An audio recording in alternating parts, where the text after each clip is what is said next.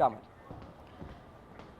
नक्कीच, पण भरत, आता शिंदेंचा युक्तिवाद पुढे होणं अजून बाकी आहे। किती वेळापासून सध्या कोर्टात सुनावणी सुरू आहे ते सांगा, आणि आज पूर्ण सुनावणी, जेव्हापासून सुनावणी ही सुरू झाली तेव्हापासूनचा घटनाक्रम काय आहे, आपण प्रेक्षकांना पुन्हा एकदा सांगूयात।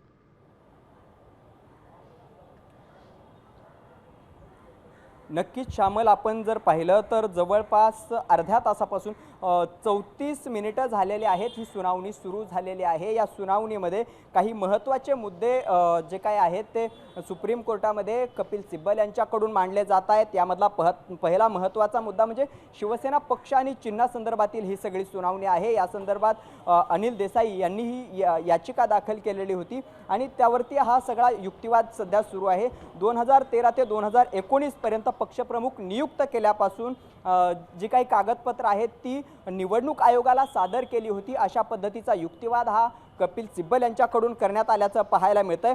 त्यानंतर आणखी एक महत्त्वाचा युक्तिवाद केलाय। 2013 पासून सर्व ज्या काही निवडणुका आहेत त्या उद्धव ठाकरे यांच्याच नेतृत्वामध्ये लढवल्या आहेत, असा सुद्धा युक्तिवाद कपिल सिब्बल यांनी केल्याचं पाहायला मिळतंय।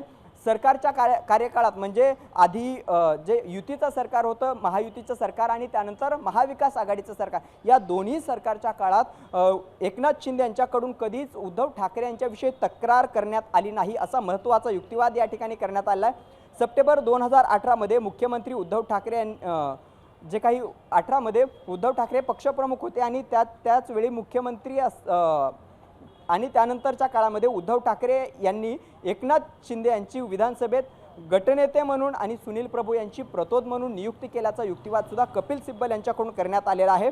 विधानसभा निवडणुकीत शिवसेनेच्या आमदारांनी क्रॉस वोटिंग केलं आणि जेव्हा कारवाईची गरज भासली तेव्हा बंडखोर आमदार एका पूर्वनियोजित रणनीतीनुसार प्रथम सुरतला आणि त्यानंतर गुवाहाटीला गेले, असा युक्तिवाद आहे हा कपिल सिब्बल यांच्याकडून करण्यात आला आहे। एक महत्त्वाची गोष्ट म्हणजे कपिल सिब्बल यांनी 31 आमदारांचा जो ठराव होता तो सुद्धा वाचून दाखवल्याचं पाहायला मिळतंय। विधिमंडळातील विधिमंडळ पक्षाने निर्णय घेतला की आम्ही सभागृहातील नेते आहोत आणि सुनील प्रभू यांच्या जागी मुख्य प्रतोद चीफ व्हिप म्हणून पदभार स्वीकारू। एक प्रकारे विधिमंडळ पक्षात फूट पडली हे त्या ठिकाणी त्या दिवशी स्पष्ट झाल्याचा सुद्धा युक्तिवाद कपिल सिब्बल यांनी केला।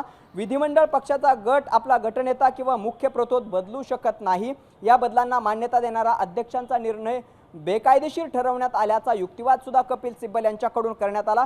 कपिल सिब्बल यांनी घटनापीठाच्या सुभाष देसाई विरुद्ध एकनाथ शिंदे यांचा जो निर्णय होता त्या निर्णयाचा सुद्धा या सगळ्यामध्ये दाखला दिल्याचं पाहायला मिळतंय आणि जोरदार असा युक्तिवाद आहे तो कपिल सिब्बल यांच्याकडून सुरू आहे। आणि हाच युक्तिवाद सध्या आजच्या दिवसातला अत्यंत महत्त्वाचा युक्तिवाद आहे। या कपिल सिब्बल यांच्या युक्तिवादानंतर एकनाथ शिंदे यांच्या शिवसेनेकडून युक्तिवाद केला जाईल। एकनाथ शिंदे यांच्या शिवसेनेकडून कुठले मुद्दे मांडले जातील हे पाहणं महत्त्वाचं ठरणार आहे। मात्र कपिल सिब्बल यांनी युक्तिवाद करताना एक महत्त्वाचा मुद्दा मांडला आहे, ते म्हणजे केवळ बहुमतात आहोत या कारणास्तव एखाद्या राजकीय पक्षाच्या आमदारांचा गट पक्षाच्या पदाधिकाऱ्यांना हटवण्याचा ठराव मंजूर करू शकत नाही। लोकप्रतिनिधींचा असा कोणताही गट मूळ पक्षाच्या पदाधिकाऱ्यांना पदावरून हटवू शकत नाही, दूर करू शकत नाही। या सगळ्यासाठी पक्षाचे जे पक्षप्रमुख आहेत, राजकीय पक्षाचे प्रमुख, त्यांच्याच हातात हा निर्णय असतो, असा युक्तिवाद सुद्धा जो काय आहे कपिल सिब्बल यांच्याकडून करण्यात आला आहे। कपिल सिब्बल यांनी आणखी एक गोष्ट या सगळ्या युक्तिवादामध्ये नमूद केली आहे, ती म्हणजे आमदारांच्या अशा प्रकारचा एकत्रित कृती म्हणजे प्रत्यक्षात पक्षाचे सदस्यत्व स्वेच्छेने सोडून देण्याचा प्रकार आहे, असा युक्तिवाद कपिल सिब्बल यांनी केलाय। या न्यायालयाने आधीच्या निकालांमध्ये स्पष्ट केलंय की पक्षाचे सदस्यत्व सोडून दिले की नाही हे त्या व्यक्ती आणि गटाच्या वर्तणुकीनुसार आणि कृतीवरून ठरवलं जातं, त्यासाठी अन्य कोणत्याही पुराव्याची गरज नसते, असाही युक्तिवाद कपिल सिब्बल यांच्याकडून करण्यात आलाय। आपला युक्तिवाद हा अधिक स्पष्टपणे आणि ठामपणे मांडताना कपिल सिब्बल यांनी पुढे असंही म्हटलंय की आमदारांनी मुंबईहून सुरत आणि त्यानंतर गुवाहाटी गाठली आणि तिथं जाऊन त्यांनी ठराव मंजूर केले, याबाबत कोणालाही पूर्वकल्पना दिली नाही किंवा नोटीस दिली नाही। या सर्व एकत्रित कृतीमधून त्यांनी पक्षाचं सदस्यत्व स्वेच्छेने सोडून दिल्याचं स्पष्ट होतंय आणि त्यामुळे हा एक गट अत्यंत थेट आणि स्पष्टपणे हा जो कायदेशीर मुद्दा आहे हा थेट पक्षाच्या अध्यक्षांच्या निर्णयाला आव्हान देणार आहे, राजकीय पक्षाच्या निर्णयाला आव्हान देणार आहे, अशा पद्धतीचा युक्तिवाद हा कपिल सिब्बल यांच्याकडून करण्यात आला आहे। त्यामुळे कपिल सिब्बल यांनी जो युक्तिवाद केला आहे तो राजकीय पक्ष आणि विधिमंडळ पक्ष या दोन्हीतील फरक स्पष्ट करणारा असल्याचं सुद्धा आपल्याला पाहायला मिळतंय। अनुसूचित 10 हा अत्यंत महत्त्वाचा या सगळ्या या कायदेशीर प्रक्रियेमधला अत्यंत महत्त्वाचा गाभा आहे आणि त्याभोवतीची केस फिरत असल्याचं सुद्धा एकंदरीत या सगळ्या युक्तिवादामध्ये आपल्याला पाहायला मिळतंय। सुप्रीम कोर्टामध्ये कपिल सिब्बल यांच्याकडून अत्यंत जोरदारपणे अत्यंत ताकदीने ठाकरेंच्या शिवसेनेची खिंड लढवली जात असल्याचं आपल्याला पाहायला मिळतंय। कारण की आजची जी केस आहे शिवसेना कुणाची, पक्ष आणि चिन्ह कुणाचं या संदर्भातील केस ही भारतीय इतिहासातील मैलाचा दगड ठरणारी आहे। घटनात्मक दृष्ट्या अनुसूचित 10चं इंटरप्रिटेशन करणारी ही अत्यंत महत्त्वाची केस असणार आहे आणि त्यामुळे या केसकडे संपूर्ण देशाचं लक्ष लागल्याचं पाहायला मिळतंय। शाबा नक्कीच भरत, पण यापुढचा महत्त्वाचा प्रश्न कायदेशीर पेच जो आहे, सगळ्यात महत्त्वाचा कायदेशीर पेच जो आहे, शिंदेंकडे सध्या संख्याबळ आहे, आमदारांची संख्या शिंदेंकडे जास्त आहे, पण त्याच विरुद्ध आता उद्धव ठाकरेंकडे म्हणजे मूळ जी संघटना आहे, मूळ संघटनेचा जो नेता आहे ते उद्धव ठाकरे आहेत। मग नेमकं महत्त्व कोणाला द्यायचं, संख्याबळाला जास्त महत्त्व द्यायचं की संघटनेचा जो नेता आहे त्यांच्याकडे पक्ष राहणार? या सगळ्या सुनावणी दरम्यान निवडणूक आयोगानं जे पक्षचिन्ह आहे ते शिंदेंना दिलं, त्यामुळे आता या सगळ्या वादात आजच्या सुनावणीत कुठेतरी निवडणूक आयोगाकडे रोख जाण्याची शक्यता आहे का? नक्कीच हा सगळा रोग जो आहे हा निवडणूक आयोगाच्या विरोधातीलच आहे। कारण की निवडणूक आयोगाने जो निर्णय दिला आहे शिवसेना पक्ष आणि चिन्हासंदर्भातला याच मुद्द्यावरती ही सगळी केस फिरते। याच निर्णयाला आव्हान देणारी ही याचिका आहे जी सुप्रीम कोर्टामध्ये सध्या त्यावरती सुनावणी सुरू आहे आणि जोरदारपणे युक्तिवाद हा कपिल सिब्बल यांच्याकडून केला जातोय। कपिल सिब्बल जोरकसपणे हे सगळे मुद्दे मांडत असल्याचं आपल्याला पाहायला मिळतंय।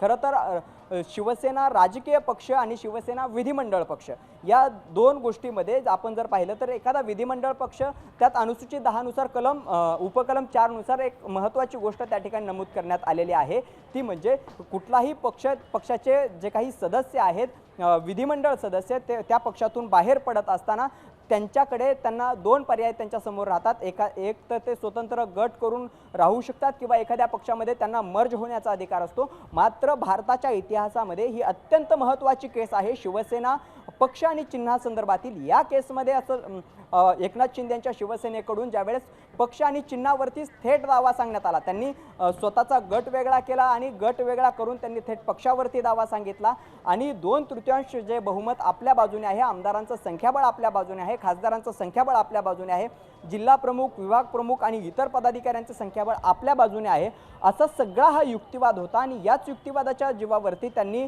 जर आपण पाहिलं तर पक्षावरती थेट राजकीय पक्षावरतीच दावा सांगितला होता आणि आपणच पक्षाचे प्रमुख आहोत अशा पद्धतीचा युक्तिवाद केला होता। त्याला केंद्रीय निवडणूक आयोगाने मान्यता दिली असली तरी सुद्धा या केसमध्ये महत्त्वाची गोष्ट आहे ती म्हणजे उद्धव ठाकरे यांच्या शिवसेनेकडून केंद्रीय निवडणूक आयोगाच्या याच निर्णयाला आव्हान देण्यात आलंय। सुप्रीम कोर्टामध्ये याच निर्णयावरती सुनावणी सुरू आहे। सध्या सुप्रीम कोर्टामध्ये आपण पाहिलं तर कपिल सिब्बल यांच्याकडून आमदार फुटीपासूनचा सगळा घटनाक्रम वारंवार सांगितला जातोय। त्याच्या पाठीमागे एकच कारण आहे की राजकीय पक्ष आणि विधिमंडळ पक्ष या दोन वेगवेगळ्या गोष्टी आहेत आणि या दोन वेगवेगळ्या गोष्टी असताना हे इस्टॅब्लिश कपिल सिब्बल यांच्याकडून केलं जात आहे। अनुसूचित 10 किती महत्त्वाची आहे आणि अनुसूचित 10 ही घटनेचा अत्यंत महत्त्वाचा गाभा आहे। राजकीय पक्ष कुणाचा, विधिमंडळ पक्ष कुणाचा, विधिमंडळातील जे आमदार आहेत त्यांनी फुटून जाताना एखाद्या पक्षात पक्षांतर करताना काय भूमिका घ्यायला हवी, कशा पद्धतीने त्या सगळ्या संदर्भात अत्यंत बारीक सारी गोष्टी ज्या आहेत त्या अनुसूचित 10 मध्ये नमूद केलेल्या आहेत आणि याच अनुसूचित 10ला पायदळी तुडवत एकनाथ शिंदे यांच्या शिवसेनेच्या आमदारांनी बंड केल्याचा जो युक्तिवाद आहे तो कपिल सिब्बल यांच्याकडून केला जातोय। त्यामुळे हा जो सगळा घटनाक्रम आहे हा घटनाक्रम कपिल सिब्बल यांच्याकडून वारंवार सांगितला जातोय। सुप्रीम कोर्टामध्ये या सगळ्यातल्या प्रत्येक घटना आहे या पुन्हा पुन्हा मांडल्या जात आहेत। पक्ष कशा पद्धतीने फुटला त्या संदर्भातील जी काही माहिती आहे ती सुद्धा वारंवार सांगितली जाते। त्यामुळे या सगळ्या घटना आणि घडामोडी आपण जर पाहिल्या तर याच अनुसूचित 10 नुसार अनुसूचित 10 ही अत्यंत मैलाचा दगड ठरणारी गोष्ट आहे आणि त्यानुसारच आता कशा पद्धतीने युक्तिवाद पुढे शिंदेच्या शिवसेनेकडून केला जातोय हे आपल्याला पाहावं लागणार आहे। मात्र कपिल सिब्बल सध्या तरी अत्यंत ताकदीने ठाकरेंच्या शिवसेनेची खिंड लढवत असल्याचं आपल्याला पाहायला मिळत आहे।